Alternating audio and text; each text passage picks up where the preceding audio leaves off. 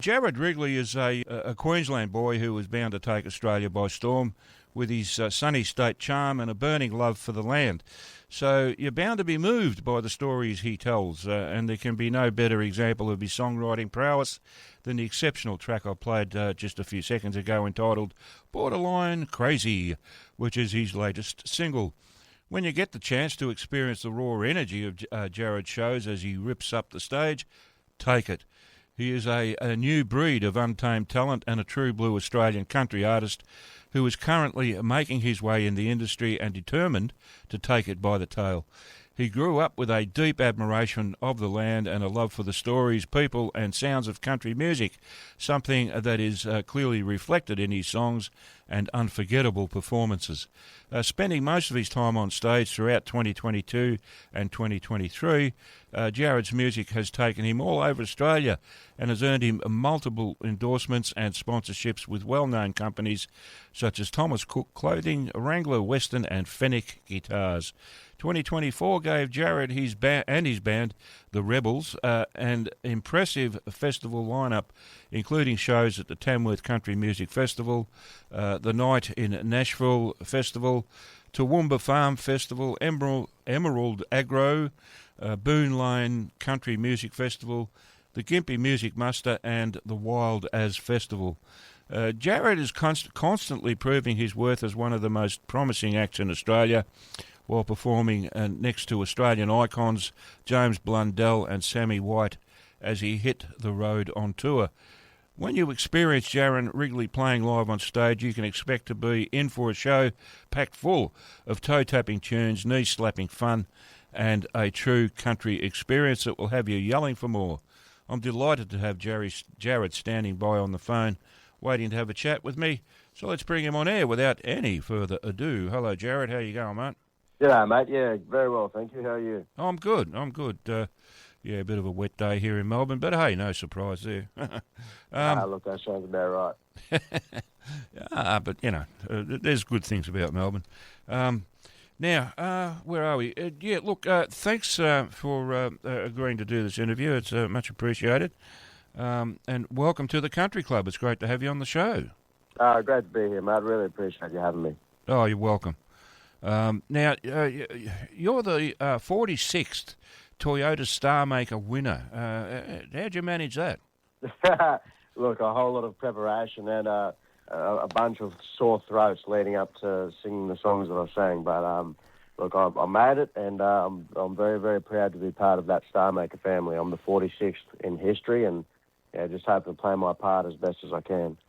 It's no small achievement, mate, and I do congratulate you for it. It's you're part of a very select team of people now. All the winners of the Toyota Star Maker, and there's not many of them. Absolutely. And you're one of them. So be proud, mate. You deserve it. All right, let's talk about Borderline Crazy. Tell us the story behind that song. Did you write that yourself, or was it a co-write? Well, I originally started writing it myself, mate. I actually started writing it the first day that I moved to the farm, right. which, funnily enough, belongs to another star maker, James Blundell. Oh, really? And, it sure does. And so I started writing that the first day that I moved to the farm, and kind of stayed in that format for a couple of years. I wasn't quite impressed with how it was running when we'd play it live, so I took it to a dear friend of mine, Bella McKenzie, and we rewrote it into what it is today. So it ended up being a co-write. Well, it was a good effort because whatever you did to the song, it came up really well. I like it. I absolutely love it. Very glad to hear that. So tell us, where can people buy your music? Look, all the major streaming platforms, obviously, is where it can be listened to. I'm sure you can actually buy the music itself on iTunes, Apple Music, whatever it's called now. But yeah, look, you can head to my website, www.letsgetwrigley.com.au. You'll be able to find where the band and I are playing next, and all the tickets, merchandise, everything can be found on there. Okay, now you mentioned your band. I'd like to talk to you about the band because I'm an old muso myself. Who's in the band? How many people? Really just depends on what type of lineup we're on. So, I mean, I've got what I call the core four, so your drum and bass player, lead guitarist, and myself. And the four of us, we travel around all of Australia playing. and then when we have a bit more, perhaps of a bigger lineup or a bit more budget or whatever, then I add the extras in. So that's, for Gims Master, for example, I'm able to add in a pedal steel player, fiddle player. You can expand that way, but it really just depends on how big the lineup is, I suppose.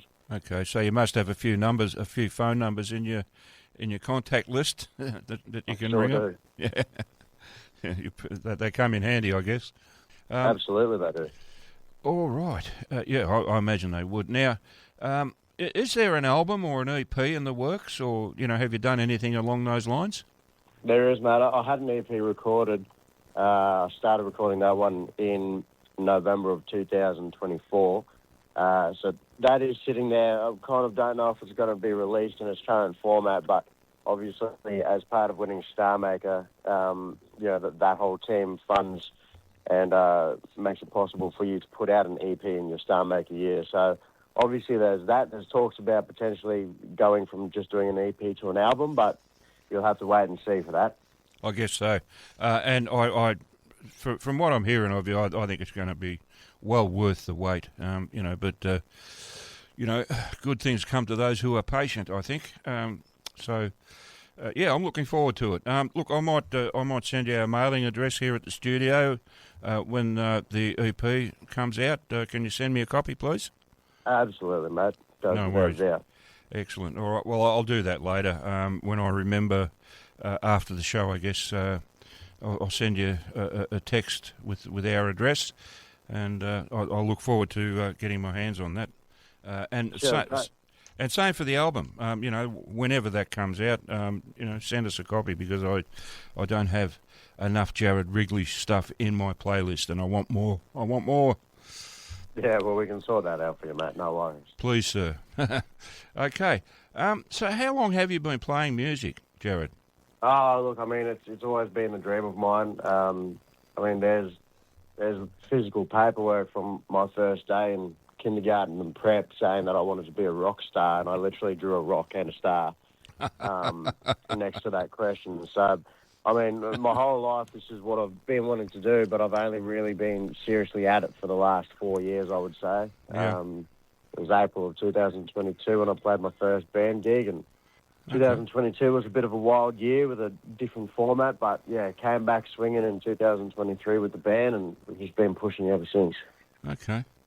That's interesting. Kindergarten, Anyway, that's a good story. But why country music, Jarrad? Of all the genres you could have picked, why did you choose country? Mate, I think it's as simple as I grew up with a family of farmers, and it kind of runs in your blood when your grandfather and his father before him were pushing cattle, back before bloody electricity was invented in some cases in those areas, then, it's kind of makes sense for you to gravitate towards the country, and country music just goes hand in hand with that lifestyle. Okay. How much of that would have been traditional country, and how, to what extent did that influence you? So, put it this way, it wasn't actually until probably 2 or 3 years ago that I had heard any type of country music apart from the old outlaw guys, Right. Willie Nelson and Waylon Jennings and Merle Haggard. That's all I listened to when I was a kid. So it wasn't really until the last few years that I went and had a look at all the other bands that are now doing it big or did it big in the 90s. It was kind of always just either outlaw country music or hard rock I was growing up on. You can't go wrong with either of those. I love it. Absolutely. Outlaw country. Look, those guys, Willie and Waylon, and they're just great. Now, let's talk about your main influences. Well, you've mentioned some, but are they? Who else is on the list of influences that you look to? When you write music or play it. Look, I don't know. It changes so often now. Now that I've discovered bloody all these other artists from 6 decades worth of music. Oh, right. Kind of all over the place, from Brad Paisley to Chris Stapleton to obviously the Merle Haggard and those guys, or all the way up to bloody Gavin Adcock. You know, it all changes so often. Okay. What's been your most memorable experience so far as a performer? Oh, look, mate, there'd be too many to talk about. I think one from my Star Maker year from just earlier this year, we were playing a rodeo, Berwick rodeo, I believe in February or March, whatever it was. It was fairly early on in the year. Okay. And essentially, we went there, and the town's only got a couple hundred people in it, and yet over 1,000 people showed up, and it ended up bucketing down rain whilst we played. And I tell you what, we still had a crowd, about 450 deep. Wow. Just absolutely, slogging it out in the rain. That's how grateful we were there. So I think that will be my favourite memory from this year so far. Wow. I get it. Well, that's pretty amazing stuff. In the rain. Wow. Okay. Cool. What's your favourite thing about being a performer? Being up on stage there in front of a crowd and doing your thing there and keeping everyone entertained. What's your favourite thing about that? Oh, mate, I think between the adrenaline or knowing that you're helping people, it's a pretty damn surreal feeling. Yeah, I guess. Okay. All right. We're running out of time here, but just go through what's coming up next for you. What do you got coming up in the way of tours or performances, gigs? You name it. Yeah, it's pretty full up for the rest of the year, mate. Obviously we're in the middle of the Ekka at the moment, and then I've also got Gympie Muster throughout August and September. We'll see me going up to New Zealand with Reese Maston on tour. I've got Danny Ute Muster, Groundwater, the Savannah and the Round. There's so many festivals and rodeos for the rest of the year. I'm playing Warwick Rodeo this year, just around my birthday. So okay, a whole bunch of touring coming up. I'm very excited for it all. And is there a gig at Tamworth coming up in the future that you can see? There sure is, mate. Tickets are available now. We are playing at the Long Yard next year, Tuesday the 19th. Outstanding. Excellent. All right. Well, that's good. I hope that goes gangbusters for you, mate, and I'm sure it will. That's absolutely. Yeah, absolutely. Great stuff. I'm impressed, I've got to tell you, Jarrad. Really good. All right. I've got to sign off, but look, I thank you so much for taking the time to have this chat with me on the radio today. I do appreciate it. I know people say that we're the lifeblood of music in Australia, community radio. But I mean, without that music, what would we do? We'd just be sitting here talking.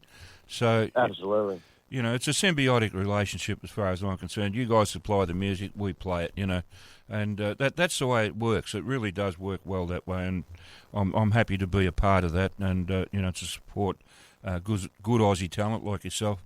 So I'm proud to be there, and I'm happy to do that. So and so thank you for doing your part and having this chat with me on the radio. So the people are familiar with you, so that people can say, "Oh yeah, I've heard of Jarrad Wrigley," and I'm glad to be part of that mechanism. So I hope it works for you, mate. I really do. Absolutely, mate. I really appreciate you having me on today. No worries. Thanks, mate. And we'll do it again sometime real soon, eh? Yeah, sounds good to me. Okay. All right. Thanks, Jarrad. Right, mate. See you later. Bye-bye.